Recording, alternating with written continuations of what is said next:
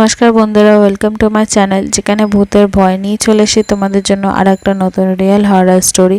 তোমাদের স্টোরিগুলো পছন্দ হয়ে থাকলে আমাদের চ্যানেলটা সাবস্ক্রাইব করো, পাশে থাকা বেল আইকনটি বাজিয়ে দিও আমাদের ভিডিও নোটিফিকেশন সবার আগে পাওয়ার জন্য। আর অবশ্যই করে লাইক করো, কমেন্ট করে জানিয়ে তোমাদের স্টোরিগুলো কেমন লাগছে। তোমাদের পছন্দ হয়ে থাকলে নিজের বন্ধুদের মাঝখানে অনেক অনেক করে শেয়ার করো। তোমাদের সাথেও যদি কোনো রিয়েল হরর এক্সপিরিয়েন্স হয়ে থাকে তো সেটা আমাদের সাথে শেয়ার করতে পারো। ইনস্টাগ্রামের লিঙ্ক নিচে ডিসক্রিপশনে দেওয়া আছে, সেখানে এসে আমাদের সাথে কথা বলতে পারো, নিজেদের স্টোরি জানাতে পারো, আমরা তার উপরেও ভিডিও আনবো। আর প্লিজ বন্ধুরা, ইনস্টাগ্রামের লিঙ্ক নিচে দেওয়া আছে, প্লিজ ইনস্টাগ্রামের পেজটা ফলো করে নিও। তাহলে চলো আজকের গল্প শুরু করা যাক। বিষ্ণুপুরের জঙ্গলের এক রাত। বিষ্ণুপুরের জঙ্গল একটি প্রাচীন, রহস্যময় স্থান। এই জঙ্গলকে ঘিরে বহু কিংবদন্তি রয়েছে, কিন্তু কেউই জানে না কতটা সত্য। একদিন রাতের বেলা, শহরের এক যুবক, রাহুল, তার বন্ধুরা মিলে সেখানে একটি অ্যাডভেঞ্চার করতে যাওয়ার সিদ্ধান্ত নেয়। রাত গভীর হওয়ার সাথে সাথে জঙ্গলের ভেতরে প্রবেশ করল তারা। চারপাশে শুধু ঘন অন্ধকার আর অদ্ভুত সব শব্দ। হঠাৎ করেই তাদের সামনের রাস্তা কুয়াশায় ঢেকে যায়।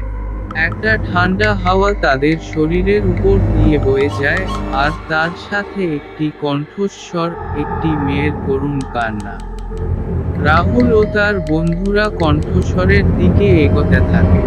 কুয়াশার মধ্যে একটি ছায়া দেখা যায়, কিন্তু ঠিকঠাক বোঝা যায় না। ছায়াটি ক্রমশ কাছে আসতে থাকে, এবং হঠাৎ করে জঙ্গল থমথমে নীরব হয়ে যায়। কিছু একটা ছিল, যেটা এখনো তাদের সামনে দাঁড়িয়ে ছিল। বন্ধুরা চমকে যায়, কারণ ছায়াটি ধীরে ধীরে স্পষ্ট হয়ে ওঠে। একটি মেয়ের অবয়ব, তার চোখ থেকে রক্ত ঝরছে, ঠোঁটে একটি বিকৃত হাসি। তার গলায় একটি দড়ি বাঁধা ছিল, যা দেখে মনে হচ্ছিল সে ফাঁসিতে ঝুলে মারা গেছে। রাহুলের মাথায় একটা চিন্তা আসে, এই মেয়ে কোনো সাধারণ মেয়ে নয়, সে একটা অশরীরী আত্মা। তার হাতের দিকে তাকিয়ে রাহুল দেখে, তার আঙুলগুলো লম্বা আর নখগুলো ধারালো। মেয়েটি ধীরে ধীরে তাদের দিকে এগিয়ে আসছে। হঠাৎ করেই মেয়েটি চিৎকার করে বলে, তোমরা ফিরে যাও। এখানে মৃত্যু ছাড়া কিছু নেই। রাহুল ও তার বন্ধুরা ভয় পালাতে চেষ্টা করে, কিন্তু চারপাশের গাছগুলো যেন জীবন্ত হয়ে ওঠে, তাদের পথ আটকে দেয়। শেষ পর্যন্ত একটি বিকট হাসির শব্দ তাদের কানে ভেসে আসে। রাহুল বুঝতে পারে যে, তারা এই জঙ্গল থেকে আর কখনো বের হতে পারবে না। এবং পরের দিন সকালে, বিষ্ণুপুরের জঙ্গলের কাছে একটি গ্রামের লোকেরা দেখতে পায়, রাহুল ও তার বন্ধুদের মৃতদেহ ঝুলছে গাছের ডালে। তাদের চোখে অদ্ভুত এক আতঙ্ক, যেন তারা জীবিত অবস্থায় কিছু ভয়ঙ্কর দেখেছিল। তবু, সেই রাতের ঘটনা কোনোদিনও কেউ জানতে পারেনি। বিষ্ণুপুরের জঙ্গল আজও রহস্যময় আর ভয়ঙ্কর, যেখানে কেউ গেলে আর ফিরে আসে না। বিষ্ণুপুরের জঙ্গলে রাহুল ও তার বন্ধুদের মৃত্যুর পরেই, সেই এলাকায় অদ্ভুত সব ঘটনা ঘটতে শুরু করে। গ্রামের লোকেরা বলে, প্রতি পূর্ণিমার রাতে, জঙ্গলের কাছ থেকে কান্নার শব্দ শোনা যায়। কেউ কেউ দাবি করে, তারা সেই মৃত যুবকদের ছায়ামূর্তি দেখতে পেয়েছে, যারা তাদের জীবনের শেষ মুহূর্তগুলো পুনরায় বাঁচছে। একদিন, গ্রামের একটি সাহসী যুবক, আকাশ, সিদ্ধান্ত নেয় যে, সে এই রহস্যের সমাধান করবে। সে শুনেছিল যে, জঙ্গলের গভীরে একটি প্রাচীন মন্দির আছে, যেখানে অশরীরী আত্মাদের শান্ত করার উপায় লুকানো রয়েছে। আকাশ একা সেই মন্দির খুঁজে বের করার সংকল্প নিয়ে জঙ্গলে প্রবেশ করে। রাতের অন্ধকারে আকাশ এগোতে থাকে, আর জঙ্গলের ভিতর থেকে আগের মতোই অদ্ভুত শব্দ ভেসে আসতে থাকে। হঠাৎ করেই সে দেখতে পায়, তার সামনে রাহুলের ছায়া দাঁড়িয়ে আছে। রাহুলের মৃতদেহটি যেন জীবন্ত হয়ে ওঠে এবং তার ঠোঁটে সেই একই বিকৃত হাসি ফুটে ওঠে। আকাশ ভয় পেয়েও থামে না। সে বুঝতে পারে এই ছায়াগুলি তাকে বাধা দেওয়ার চেষ্টা করছে, কিন্তু সে নিজের বিশ্বাসে অটল থাকে। মন্দিরের পথে এগিয়ে যেতে যেতে সে শুনতে পায় অশরীরী আত্মাদের ফিসফিসানি, ফিরে যাও, এখানে মৃত্যু তোমার জন্য অপেক্ষা করছে। অবশেষে আকাশ মন্দিরে পৌঁছে। মন্দিরটি ভেঙে পড়ার উপক্রম, কিন্তু ভেতরে একটি পুরনো পাণ্ডুলিপি পাওয়া যায়। সেই পাণ্ডুলিপিতে লেখা ছিল এক প্রাচীন মন্ত্র, যা আত্মাদের মুক্তি দিতে পারে। আকাশ সেই মন্ত্র পড়তে শুরু করে, এবং ঠিক তখনই জঙ্গল কাঁপতে শুরু করে। অশরীরী আত্মারা একে একে মন্দিরের ভেতরে আসতে থাকে, তাদের চেহারা আর্তনাদে ভরা। আকাশ নির্ভীকভাবে মন্ত্র পাঠ করতে থাকে, আর এক সময় আত্মাগুলো ক্রমশ শান্ত হতে শুরু করে। একে একে সব আত্মা মন্দিরের ভেতরে মিশে যায়, এবং শেষ পর্যন্ত রাহুল ও তার বন্ধুরাও মুক্তি পায়। কিছুক্ষণ পর, জঙ্গলে আবার নীরবতা নেমে আসে। আকাশ দেখে, তার সামনে সেই অশরীরী আত্মাগুলোর কোন চিহ্ন নেই। মন্দিরের ভেতরকার সবকিছু মিশে গেছে ধ্বংসস্তূপে।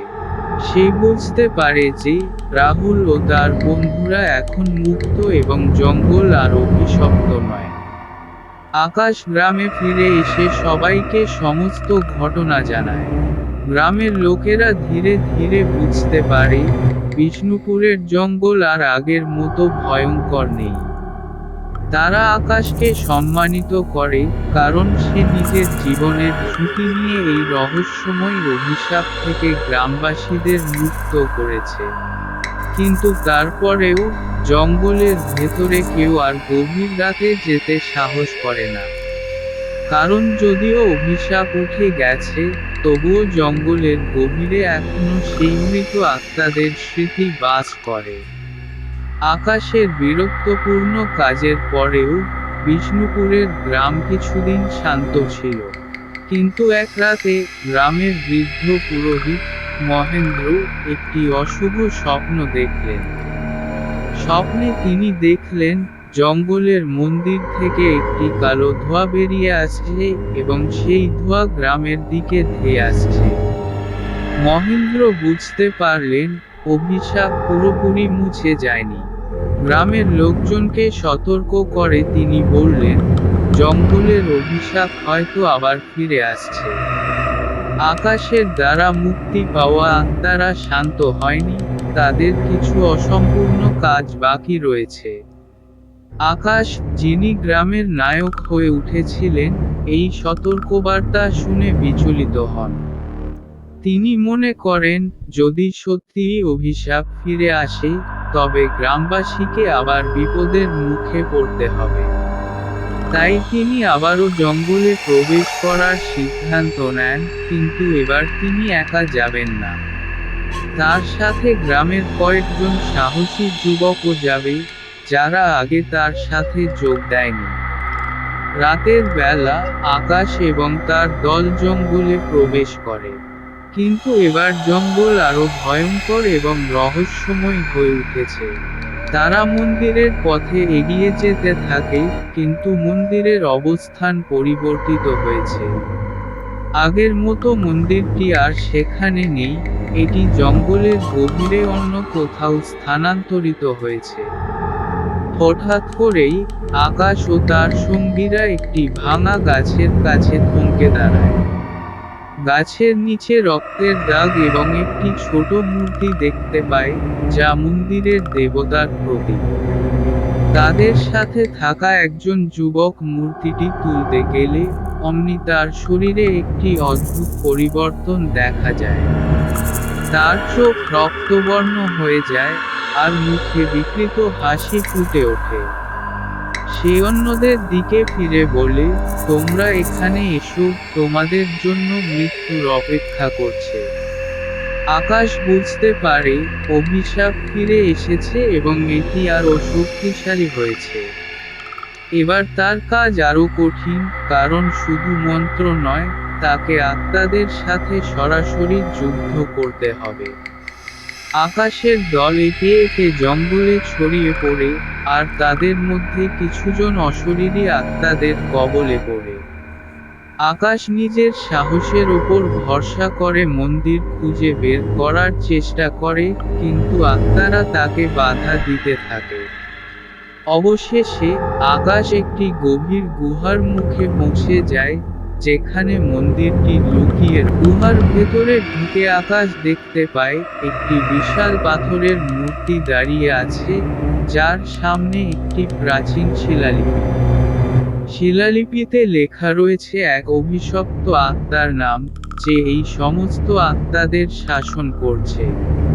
আকাশ মন্ত্র পড়তে শুরু করে, কিন্তু এবার আত্মারা তাকে আক্রমণ করতে শুরু করে।